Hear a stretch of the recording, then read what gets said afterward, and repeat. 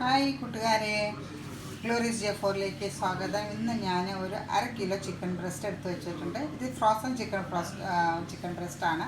ഇത് വെച്ചിട്ട് നമുക്കിന്ന് ഒരു ഐറ്റം ഉണ്ടാക്കാം. അപ്പോൾ നമുക്ക് വീഡിയോയിലേക്ക് പോകാം. ഒരു ചിക്കൻ ബുർജി ഉണ്ടാക്കാനുള്ള പ്ലാനാണ്. അപ്പോൾ അതിനകത്തേക്ക് ഞാനൊരു ചട്ടി ചൂടായപ്പോൾ അതിനകത്തേക്ക് 2 മീഡിയം സൈസ് ഉള്ളിയും ഇഞ്ചിയും പച്ചമുളകും ഇട്ട് പയ്യെ ഒന്ന് മൂപ്പിക്കാൻ വെച്ചിട്ടുണ്ട്. അപ്പോൾ ഇതിനെ നമുക്ക് പയ്യെ ഒരുമാതിരി ഒത്തിരി അങ്ങ് മൂക്കണ്ട, ഈ പരുവായിട്ടുണ്ട്. അപ്പോൾ ഇനി നമുക്കിതിനകത്തേക്ക് ഒരു 1/2 ടേബിൾ സ്പൂൺ മഞ്ഞൾപ്പൊടി ഇട്ട് കൊടുക്കാം. ഒരു ടേബിൾ സ്പൂൺ മുളക് പൊടി ഇട്ട് കൊടുക്കാം. അതിനെ പയ്യെ ഒന്ന് അതിൻ്റെ ചുവ ഒന്ന് പോകാനായിട്ട് പയ്യെ ഒന്ന് നമുക്ക് ഇളക്കി കൊടുക്കാം. ഒത്തിരി ഒന്നും മൂക്കിയൊന്നും വേണ്ട. ഇനി നമുക്കിതിനകത്തേക്ക് തക്കാളി, ഞാനൊരു വലിയ തക്കാളി കനം കുറഞ്ഞ അരിഞ്ഞെടുത്ത് വെച്ചിട്ടുണ്ട്. അപ്പോൾ നമുക്ക് ഈ തക്കാളി ഇട്ട് കൊടുക്കാം.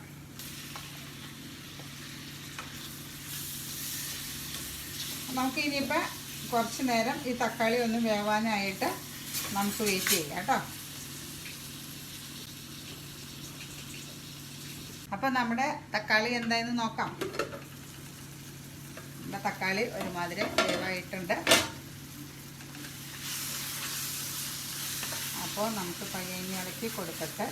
ഇനി നമുക്കിതിനകത്തേക്ക് കുറച്ച് ചതച്ച മുളകുണ്ടല്ലോ, ചിക്കൻ ഫ്ലേക്സ്, അത് കുറച്ചിട്ട് കൊടുക്കാം. ഒരു 1/2 ടേബിൾ. അതൊരു ഭംഗിക്ക് നല്ലതാണ്, ചെറിയ ഒരു എരിവും കിട്ടും. കാരണം ഞാൻ മറ്റേ മുളക് കുറച്ചേ ഇട്ടിട്ടുള്ളൂ, 2 പച്ചമുളക് ഇട്ടിട്ടുണ്ട്. അപ്പോൾ അതിൻ്റെ എരിവൊക്കെ നന്നായിട്ടുണ്ടാവും. ഇനി നമുക്കിതിനകത്തേക്ക് ഞാൻ ചിക്കൻ ഇട്ട് കൊടുക്കാം. അപ്പോൾ ചിക്കൻ ബ്രസ്റ്റാണ് ഞാൻ എടുത്തിരിക്കുന്നത്.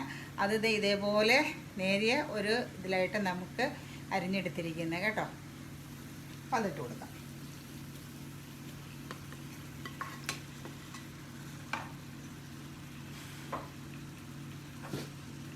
ചിക്കൻ ബ്രസ്റ്റ് ആകുമ്പോൾ ഇതിനധികം വേവില്ല. അപ്പോൾ നമുക്ക് ഈ തക്കാളിയുടെ ഇതും ഈ ചിക്കനിൽ നിന്ന് ഇറങ്ങുന്ന വെള്ളം മാത്രം മതി അത് വെന്ത് കിട്ടാനായിട്ട്. അപ്പോൾ ഇതിനെ നമുക്ക് ഇനി പയ്യെ ഒന്ന്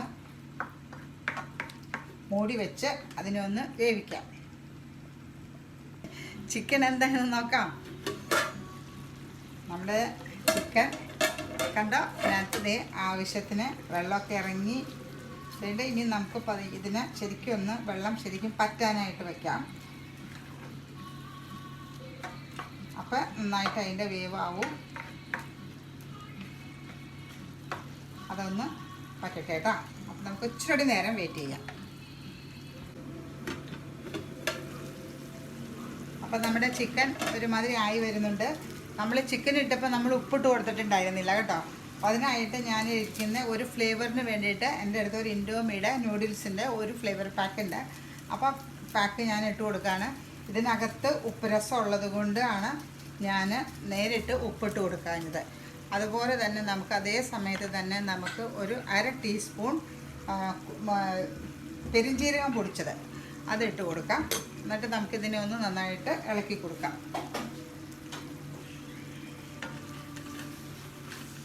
ഇത് നമുക്ക് ശരിക്കും ഒന്ന് ഡ്രൈ ആക്കി എടുത്തു കഴിഞ്ഞിട്ടുണ്ടെന്നുണ്ടെങ്കിൽ നമുക്ക് സാൻഡ്വിച്ചൊക്കെ ഉണ്ടാക്കാനായിട്ട് വളരെ നല്ലതാണ്. ബ്രെഡിനകത്തോ ചപ്പാത്തിക്കകത്തോ പൊറോട്ടയ്ക്കകത്തോ നമുക്ക് ഇത് വെച്ച് കൊടുത്തിട്ടുണ്ടെങ്കിൽ നല്ല സാൻഡ്വിച്ച് ആവും. പിള്ളേർക്കൊക്കെ പോകുമ്പോൾ ഒരു ടിഫിൻ ആവാം.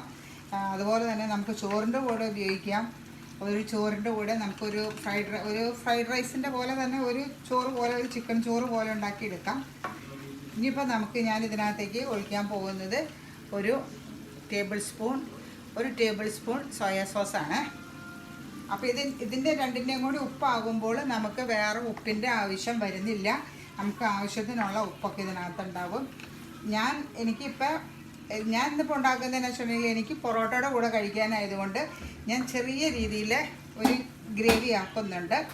ഇപ്പോൾ നമുക്ക് സാൻഡ്വിച്ച് പോലെ ആക്കാനാണെന്നുണ്ടെങ്കിൽ ഇത് കുറച്ചുകൂടി നമുക്ക് ഡ്രൈ ആക്കി കഴിഞ്ഞാൽ, അല്ലെങ്കിൽ കൊച്ചുങ്ങളൊക്കെ അത് നമ്മൾ കഴിക്കുമ്പോഴായാലും പിള്ളേർ കൊണ്ടുമ്പോഴായാലും അതിൻ്റെ ഗ്രേവി അങ്ങോട്ട് ഒലിക്കും. അപ്പോൾ നമ്മുടെ ബുർജി ഏകദേശം ചിക്കൻ ബുർജി, ഇതിനെ നമുക്ക് ചില്ലി എന്ന് പറയാൻ പറ്റില്ല, കാരണം ചില്ലി ചിക്കൻ്റെ മെത്തേഡ് കുറച്ചുകൂടി വേറെയാണ്.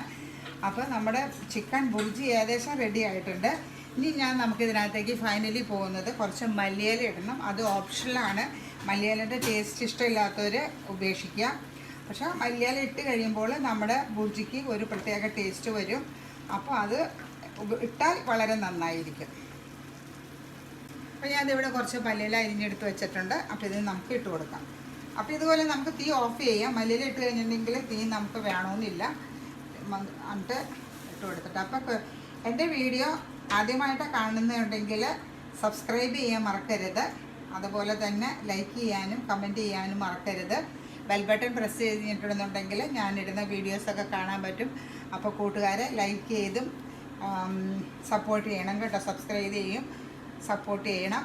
Thank you for watching my video. അപ്പോൾ നമുക്ക് അടുത്ത വീഡിയോ വരെയും കാണാം. ബൈ. ഇതാ കൂട്ടുകാരെ എൻ്റെ ഫൈനൽ സ്റ്റേജ്. കേട്ടോ എന്ത് രസമായിരിക്കുന്നത്. നല്ല ടേസ്റ്റ് കേട്ടോ. ഡെലിഷ്യസ്. നിങ്ങളൊന്ന് ട്രൈ ചെയ്യണം കേട്ടോ.